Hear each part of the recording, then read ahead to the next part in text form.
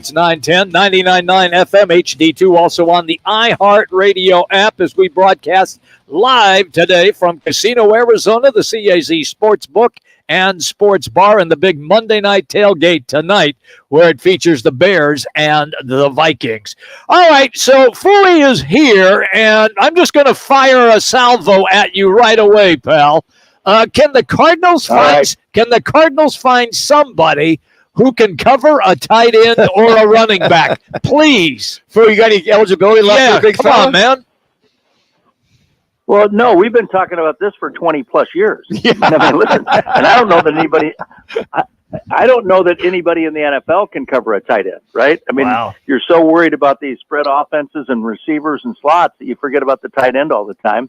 But no, I mean, listen, it's always been tough for the Cardinals to do that, right? I mean, who do you put on them? I don't understand why you don't put somebody on Kyron Williams, right? And just kind of line up and put one guy on him just to slow him down. He had 204 total yards yesterday. But yeah, it's been tough for Tyler Higbee, 5 catches, 2 touchdowns. I mean, who do you want to go to? The Rams had it easy yesterday. All right, then let's go to the fact or Fouhy questions, written, of course, by my esteemed colleague. Yes, thank you very much. Yes, here we go.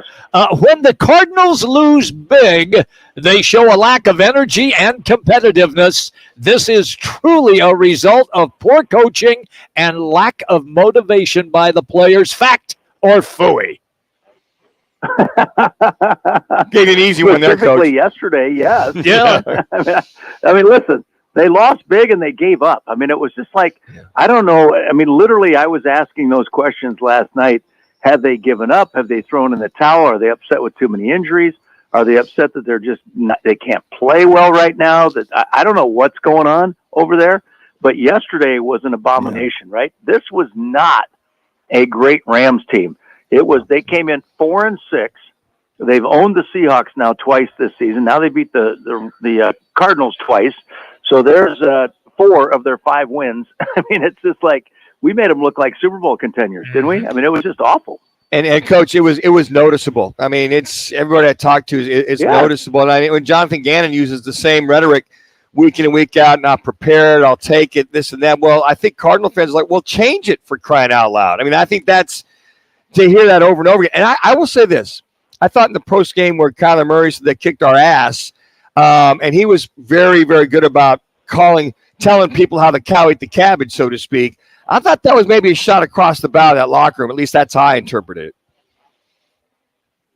Well, listen, something happened, right? Because they've at least been competitive in the other games, right? They fought to the end. Yeah. They played hard. Yesterday was sort of like think about this. They were up 8-7 at the end of the first quarter, right? It wasn't like they were out of the game, but then it was just like the Rams scored 14 in the second quarter. They could have scored more. Then the Rams scored a field goal is all in the third. I mean, it wasn't like the game was out of reach that early, but it just looked like they threw in the towel and just weren't playing. I mean, I don't know how to perceive. I wasn't in the locker room, not on the sidelines, but from watching it from afar, it just looks like they threw in the towel. I don't know what's going on. All right, Coach, question number 2. Kyler Murray's play in his first 3 games this season has been average. Fact or Fouhy? Well, I'm going to say Fouhy on that because his first game back was wow, right? Yep. His first game back was pretty impressive. He came back and against the Falcons and played well, brought him back to win the game. I mean, he looked like the Kyler Murray, like, did this guy even have an ACL tear? Has he just been sitting out half the season? Because he looked like he was on the money, right, and played really well. Then down in Houston against the Texans, it was like, some wobbly passes coming out late, some indecision. And then yesterday was like, man, missed passes and things weren't going well. And the big question is, did he get hurt late in the game? Because it looked like he was limping. It looked like he wasn't completely healthy toward the end. But, yeah, it wasn't Kyler. So you've now had 3 games with him, and they're 1-2.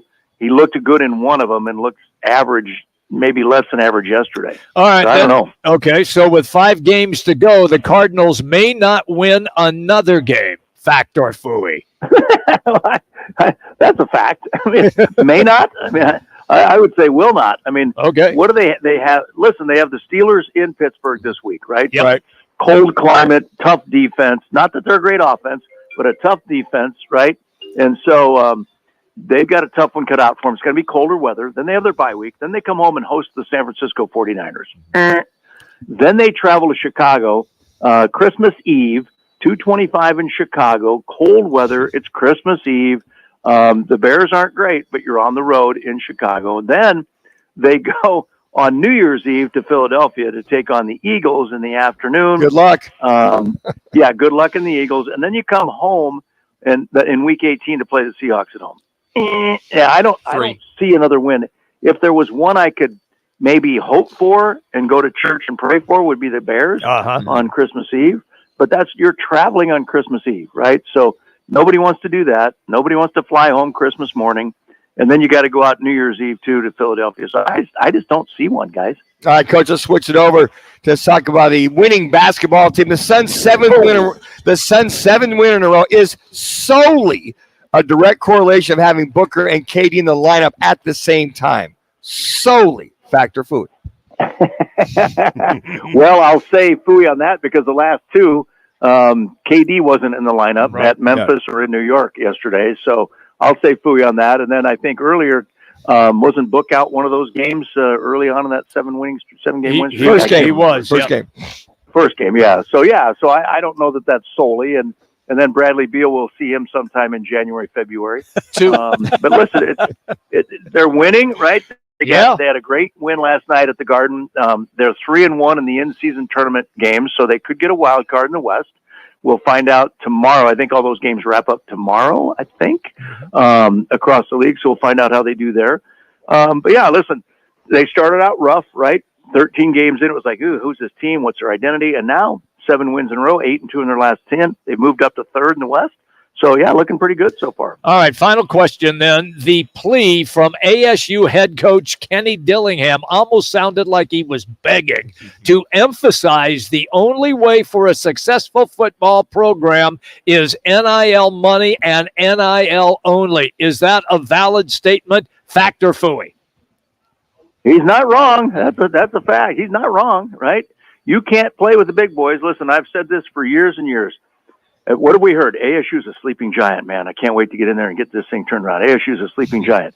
ASU is Rip Van Winkle, for God's sake. They're asleep, right? They ain't waking up. And until you get NIL money, and they're not going to compete with the big boys, as long as Michael Crow's there, we'll see what the new athletic director does.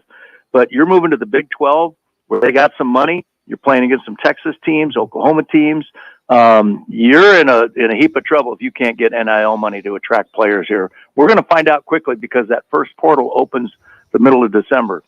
So we're going to see what guys leave, what guys come in. And it's not a matter how many guys you get. It's about the quality of players you get, right? And on top of that, so, and Coach, this is about money, guys. Oh, absolutely. It's about money. When you got guys making $800,000 at LSU or $2 million at USC, or, it's crazy out there right now. So if you can't attract players with some kind of NIL money, you're going to be playing at the bottom of the league for a long time. Well, I was at the high school game at the we did on Saturday night. I was talking to one of the dads, one of the 5-star defensive backs that going to Ohio State from Basha High School, and he just said that Ohio's the other teams, other schools could not even come close to competing with Ohio State with him going in there as a freshman with the NIL money. And I'm like, wow, as a freshman kind of thing. So that I think you're right, Coach. I think that he's got to go beat that drum slowly with these alumni and these ex-players and all the other stuff that's out there, because you have to have the money. Otherwise, just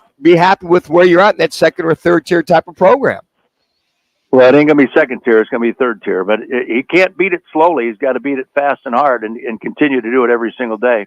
And the trouble is, I think there's some rules where the coaches can't be involved in that or something. Mm-hmm. I think there's some kind of a weird NCAA rule about coaches' involvement in NIL in terms of who gets what or how they're getting. I don't know how that works, but boy, it's a mess. And ASU has been struggling for a long time. And once every 6-7 years, we get a winning team and they go to the Sun Bowl or the Las Vegas Bowl and everybody's happy. And then we're back to mediocrity. And now you're going to the Big 12 where they don't mess around with football, right? Yep. I mean, that is like football, men's basketball. You don't mess around. Yep. And so you're either going to jump on the horse and ride with them, or you're going to be left on the way station, right, waiting for the next wagon to come by. Amen, brother. Well, the only thing the coaches can do, they can relay the message of where that recruit is at to whomever they have to. They can't Yeah. negotiate. They can give you the ballpark where they're going to have to be if you're going to sign that recruit. That's kind of where that whole thing is. Okay, there you go. So I knew there was something where they can't get involved with the transfer of money and all that stuff. But listen, it ain't going to happen. No. Here's the problem. It ain't going to happen. We can keep saying, well, we don't have the boosters, don't have the money. There's people out there that if they cared and if they wanted to. But I think by and large, most people here are happy with mediocrity at ASU, and that's the way it's going to stay. 30 seconds left. What do you got on the show tonight, kid? Everything we're just talking about, right? The Cardinals loss, ugly loss. Kyler Murray, is he hurt? Is he healthy? Has he regressed? The Phoenix Suns, Devin Booker, Player of the Week, all that kind of stuff. ASU U of A, is Jedfish staying in Tucson? All those kind of things. Well, we'll all be watching as well. Thank you, Coach. There you go. We got a good Monday night game. Yeah, you do. Yeah, that's right. See you. There you go. Craig Fouhy. Later. And our Fact or Fouhy, always brought to you by Twin Peaks, your football and now college basketball headquarters. Yeah, we're getting down to the wire. Only 2 more weeks to get our Twin Peaks, Coors Light, and Blue Moon big screen TV giveaway.